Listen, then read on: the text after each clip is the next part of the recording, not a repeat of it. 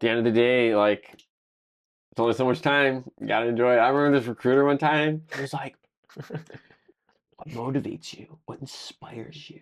Like why do you push yourself hard?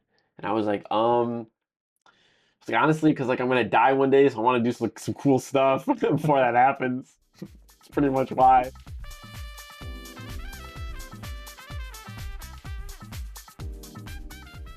Adam Badagliacco, how does it I'm the guy. feel? How does it feel to be on your first ever podcast? Honestly, it feels pretty good. I kind of feel like I'm like this like feels like I'm a famous person. Like I got something to say. I'm on the podcast. What does Adam Well, think? you It's have been exciting. getting out there more like recently. Like we just had our own recent collaborative project here with the documentary. Yeah, I mean, you're saying I'm getting out here. I feel like you're also getting out here making moves. Like the documentary was like a great showing of like I feel like both of our like our Skills. powers in our field, right? I got to make it sound cool, like it's kind of an anime. But yeah, like me doing the game developer stuff and you doing the like filmmaking stuff, and I feel like it really showed what I've been up to, and then it really showed your skills too, like as a filmmaker. Like you really just took something that just, I'm just working on this. That's what it is, but then it gives it this kind of like meaning and narrative, and that's literally what documentaries are, is like taking something and making it have a story. Dude, it was fun to work on. And like I can't wait to just feature more people like in our own lives and people who I haven't even met yet. That's like the power of docs specifically. Like finding For the narratives in real life. For your documentary stuff or for the podcast? For I guess we both, right? But Yeah. I was referring to the documentary stuff. I feel like those just take so much more like of your time to edit and shoot. They have like the footage while they're talking, whereas I feel like this is more easier to just have a lot of different people cycling through and getting Exactly. more It's different like quicker. takes. Yeah. So something I liked a lot about the ACJ doc, I should probably should refer to the full name, Creating the Journey, a Chicago game dev's creative path. One of the things I liked a lot about that was filming the interview. I think that was like one of the most fun aspects of it. And kind of in the second half of shooting that, we got to like delve into, your mindset, like when it went into like actually producing this game, getting it from the ground up there. There's this point it stuck with me. You're just like, man, I can just talk about this stuff all day. We really could just do that, and like just kind of delve like straight to the meat. So, first of all, for those of you who don't know me, my name is Adam Badagliacco. I used to work as a QA automation engineer at JPMorgan Chase and then Comcast. I switched to the video games industry when I worked as the QA lead at Overture Games. And then I parted ways with them. I was working on my own game for a bit, A Creature's Journey, which, if you want to know more about that, I made a documentary about it recently, kind of showing my journey. Right now, I've been focused on being a student at DePaul through their master's program. So I'm trying to get that accomplished. So that's kind of my journey thus far. You really had quite the trajectory for yourself. Little bit of like, like the corporate side, the startup, back into education now with the masters. You're trying it all out. Yeah, and it's like the different like I'm hoping too, like that's why I want to be like an educator one day, and I'm hoping to get as much diverse different experiences in so I can hopefully, yeah, have something to say about all these different things because like I don't know, I do feel like the next generation has like a lot of just systems at play against them. Dude, So not I even the next generation. Actually, you're right. The let's, current one, let's be real we here. like. I was literally just talking about that the other day, where with one of my friends, we were at the bar talking, and it was just like we're how is our generation? If you don't already have a house, how are you supposed to get one? How are you supposed to get one? Like it's just financially almost like unfeasible. It feels. Yeah, dude. Especially when we're gonna focus on like the creatives and the artists type of people, it's like there's always that give and take of like trying to monetize your passions, and like Yeah. try to survive in the world. But you're making it work though. But the thing I was trying to say though about like the education stuff is like, I just feel like those people, like those students, like they need someone there, like who cares about them and their future. And I feel like I can be that person. So that's like, I think like a big motivator for me. And like I said, like, yeah, the grad school stuff, like is honestly, there's moments where it's like, this is really hard. and you need some kind of a thing. I find myself thinking about that as just like a reason to push through. So there's that. Yeah, that really is kind of like your North Star, like being that college professor, like that good example that you kind of wish you like had. Or I'm sure you have good teachers, but it's like you can like exemplify the best features maybe that you've like experienced yourself, Yeah, right? well, I mean, I feel like I had high expectations of my instructors, right? Hmm. And so I feel like I want to be able to match that if I'm going to be an instructor one day, right? Mm. And so that's like a big motivator to have done a lot of different things, and that's like a big motivator for me to like cross these certain thresholds, earning my younger self's respect. You got to like constantly like, build that up, right? How's ACJ doing? Because Well, it was kind of funny because we made the documentary really like showcasing where it's currently at. So then everyone's asking me like, how's it going? How's it going? when's it gonna come And out? I'm Yeah. like, yeah, when's it gonna come out? That's the big question. And I'm like, I don't know. I'm kind of focused on DePaul and grad school now, you know? Yeah, yeah, So, yeah. but it was a big, like, honest to God, it was a mental, like, barrier for me For what? being able to drop the feeling that I may be on the wrong path by having started grad Mm. school at DePaul because I felt like maybe I should have like finished my game first and then I could focus on this new Yeah, stuff, yeah. you know? And I couldn't drop that of like this man. And I think part of it too is because I have I'm so lucky to be working with such a talented artist and a musician. And part of me is like, they're willing to help me. Are they gonna like Stick by are they you. gonna be okay with me, Yeah. yeah, putting this on hold to do school and stuff? And actually, this is like the most recent of recent updates. Is I just talked to them. It was like the first day of this latest semester, and the musician reached out to me, and he was like, "Hey, do you need any new music?" And so I had to just kind of like be real with them, where I was like, "I don't think I can really dig into this again until the summer, based on just how difficult these classes are and stuff." And I was like, "Are you still gonna like, like, are you still gonna be able to help me then and stuff?" And he was like, I got you. Like, yeah, let's circle back over the summer. Like, no big deal. Like, it's all good. Like, I get that's how like life works Yeah. and everything. And so that was like a big relief to hear. And then it made me reach out to the artists too and check in on them. And they were like kind of like burnt out from a lot of other like things I've been working on too. So like I was like, oh, so it works out for you that, I'm working on this anyway. So it kind of felt like it was like this like, I always gotta like gas myself up like this. It kind of felt like it was this epic like anime moment where they're all like, we believe in you, do what you gotta do, and we're all gonna be there to fight the final boss together come this summer. And You, I you was just like, needed that okay, reassurance. yeah. So it really like helped me like put aside those kind of uh fears that I'm doing the wrong thing and just let me like, all right, now Just get now this semester I can like just lock in and just knock this out. And the game is always going to be there for me to continue. Initially, it was like something that I tried to hide in a way of like being so upfront about the fact that yeah, it's like it's just this one person making this game, with these two other yeah. collaborators. I felt like I wanted to look more like legitimate, right? Oh, like Yeah, the whole team. Yeah. and not be like, well, I'm a kid in school, so it's got to be put on hold. Whereas now I'm kind of more accepting that like that doesn't make it look illegitimate. That's like the most legitimate as legitimate gets. That's a real person making this thing. Like, because we live in this world now where, hey, a real person made this is like a comforting thing. It's like, Mm. oh, there's a real story, Somebody Yeah. somebody persevered through this, and that's what gives it interest. Sticking through uncomfortable things. It gives it some character, right? Yeah. Now, like, tell me when you see a clip on like YouTube or this or that, your first thought isn't, is this real or is this AI generated? Did a person make Mm. this? Like, you don't know now. Like, Yeah. it's unsettling. I don't know. I kind of feel like it's pretty easy to spot, but there's always some times where it's like, wow, it's like it almost gets you. It gets you sometimes. Well, it's like this bar that keeps increasing. Because at first it's like it was so obvious, right, when something's AI generated.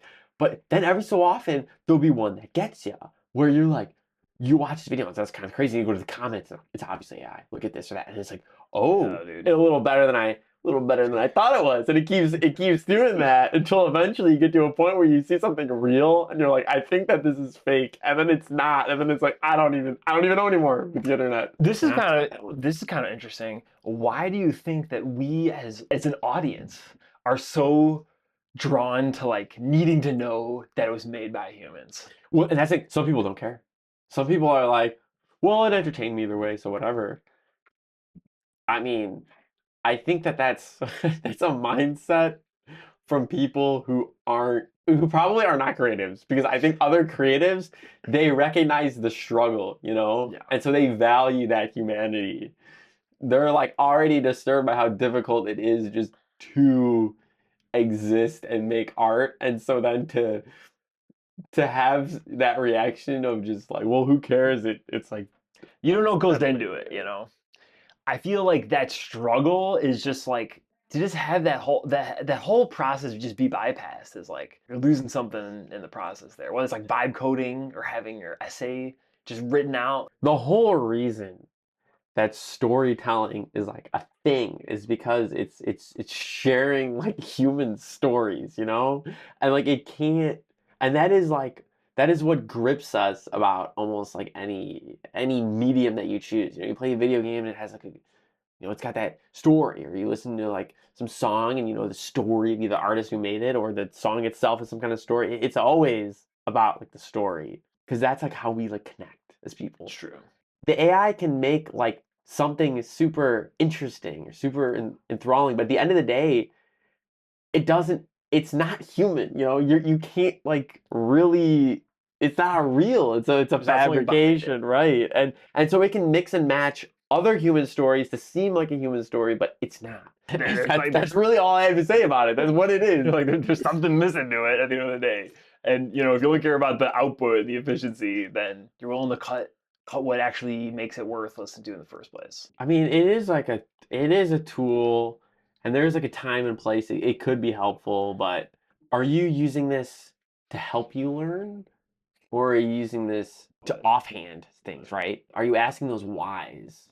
Yeah. Like, or are you just, that makes a big difference too. But I mean, that's like any technology, You can go to YouTube and you can say, how do I play this chord on the piano, and start watching these series, and you can literally learn like you can learn so many skills. You can learn how to play piano on YouTube, or you can go up to YouTube and say, It's true. entertain me, and it'll just show you stupid stuff for a few hours. And I mean, I guess that's fine if once in a while you need to unwind, but like if you're just in that cycle constantly, it's not good. Especially too, because like you need time of doing nothing. That is what I feel like is lost. You need time to do nothing, and that's like why they say like, oh, your like shower thoughts, or like your Yeah. best thoughts come to you when you're staring in the fridge. It's On a because walk. it's a time when well, you gotta take a walk, because then like that's when like the the things, your brain is making that sense and is like decompressing things. And that's why I feel like concerned for, like, I'm worried that like younger generations may not be like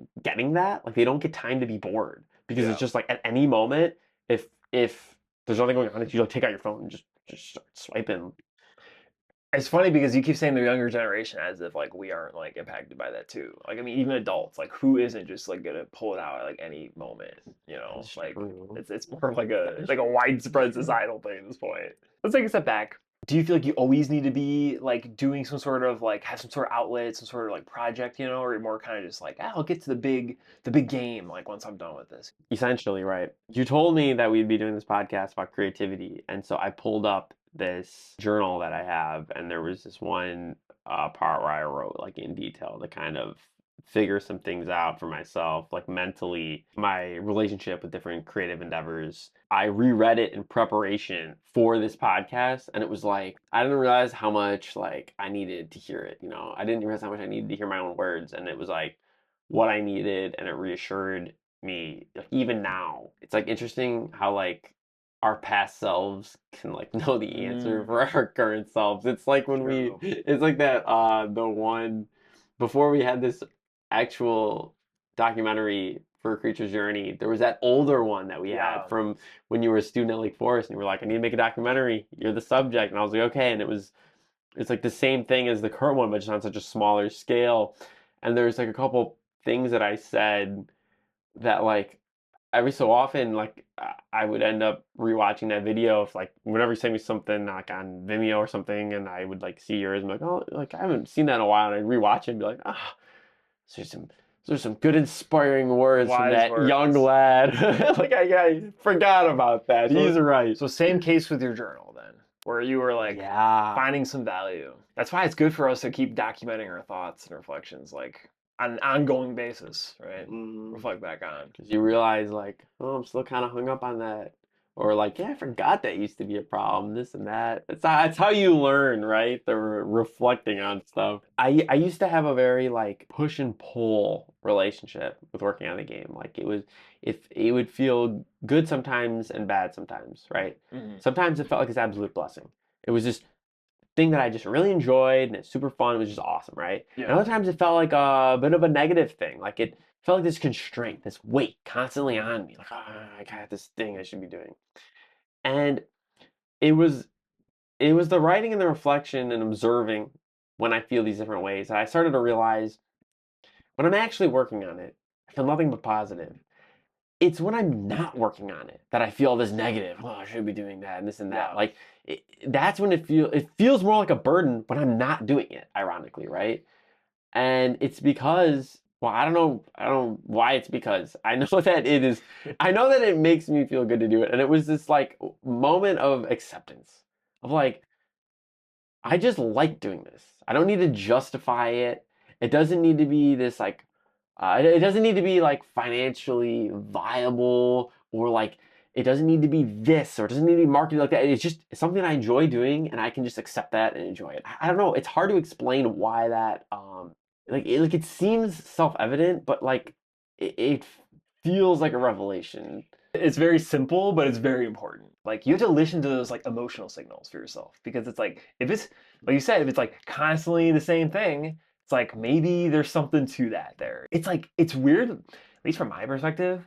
I feel like it's weirdly like not discussed a lot. Like I feel like just in the creative field, it doesn't matter what it is, but it feels like not a lot of people talk about this like mindset like that has to go on just in the background of like leading up to whatever decision is like to go for it.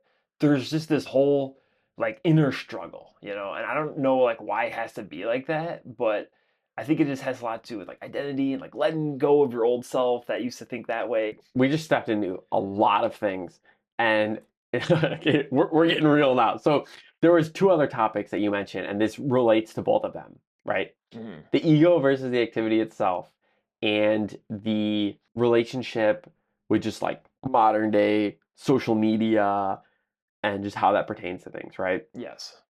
And the connection that I'm seeing here, right, is now it does feel like there's this.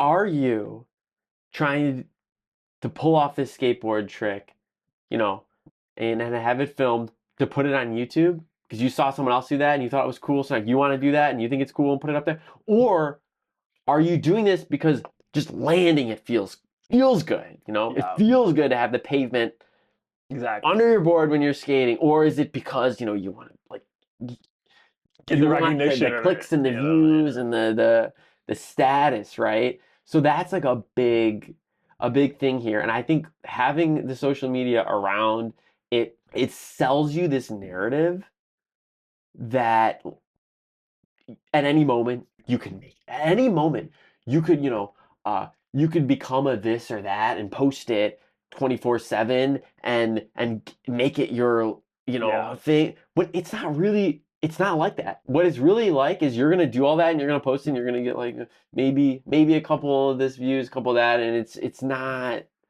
I mean, if you're lucky, you'll strike gold, but it's not there for everyone. Like they try to sell you the narrative that it is to keep everyone posting. Yeah, it's a grind, and I think you really got to have like an ingrained sense of like why you're doing something and like why you're gonna decide to record yourself, consistently post and stuff. Like what's gonna keep you sticking with it in the long run. And if you don't have like, I mean, if you're just doing it for the views or whatever else, like I don't. You're gonna It's burn out so much faster it's and gonna be be a over it struggle. so much quicker. It's gonna be a struggle.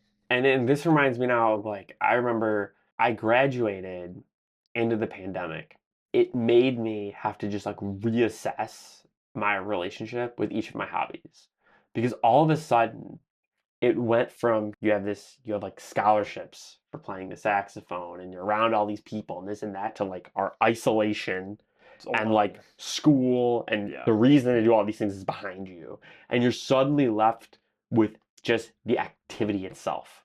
Yeah. Were you doing this for the rewards or were you doing it because you just enjoyed this?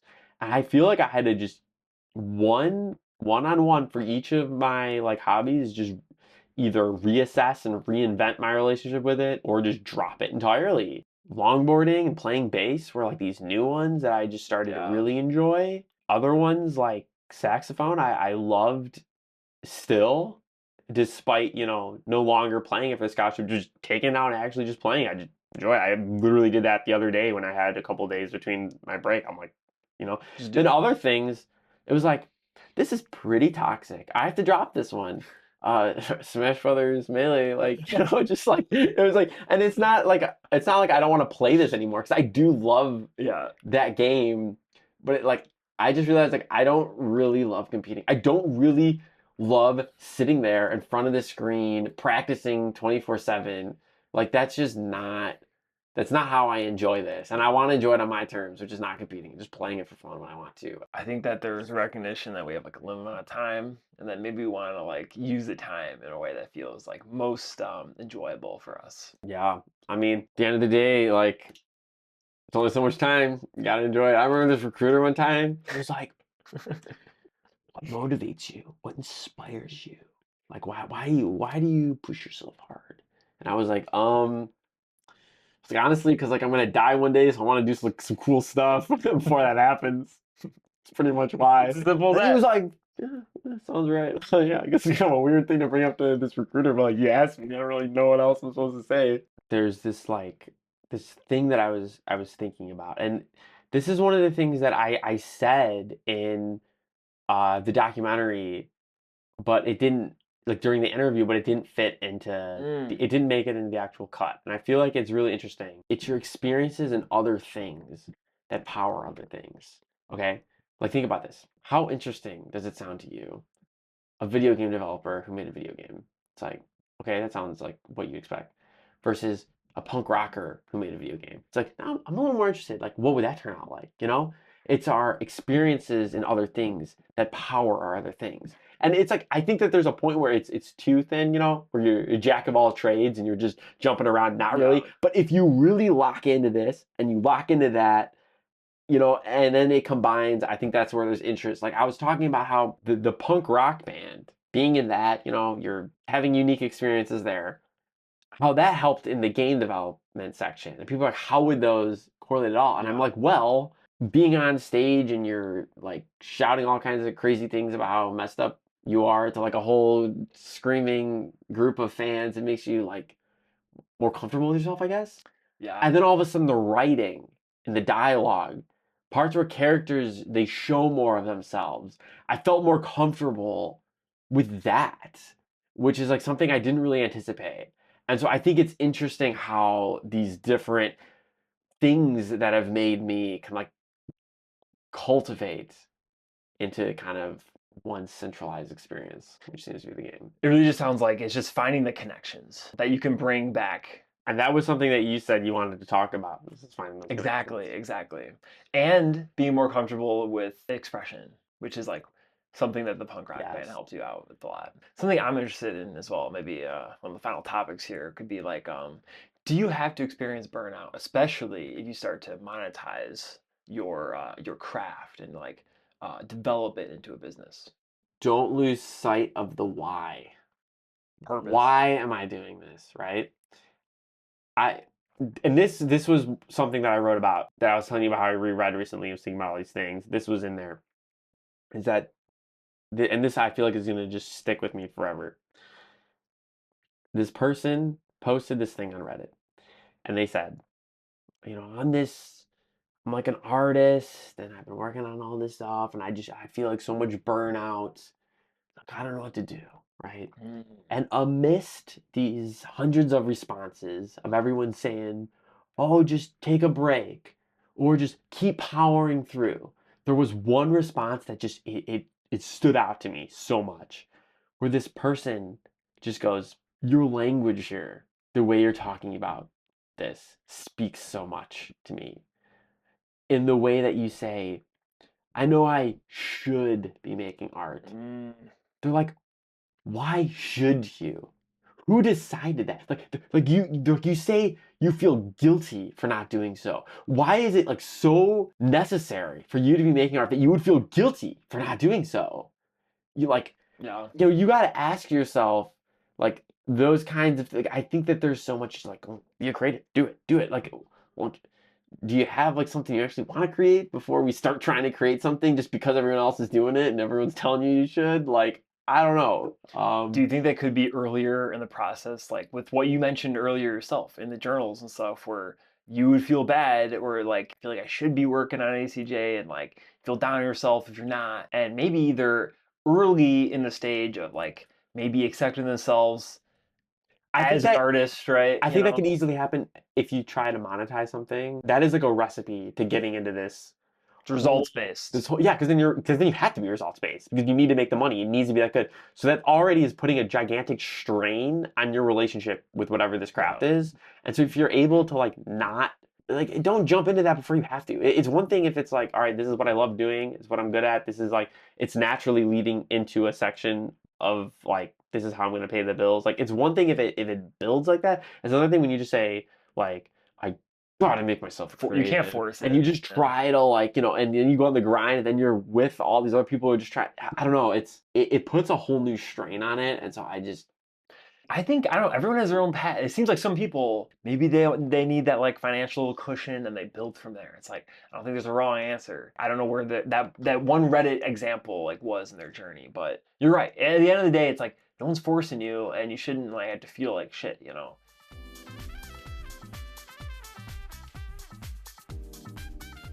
Well, thanks for being like the guinea pig here on this pilot project here. I wanted to give it a go, and I figure it's better to like try it out and see than to just not. dude, You I'm your know, guinea pig for this project. You're my guinea pig for life, being a year older than me, having guinea to do pig for all the different life. things first. That's all I got to say. Appreciate the podcast, Think, Adam. hope we got enough. I think we got more than enough actually. Have fun listening.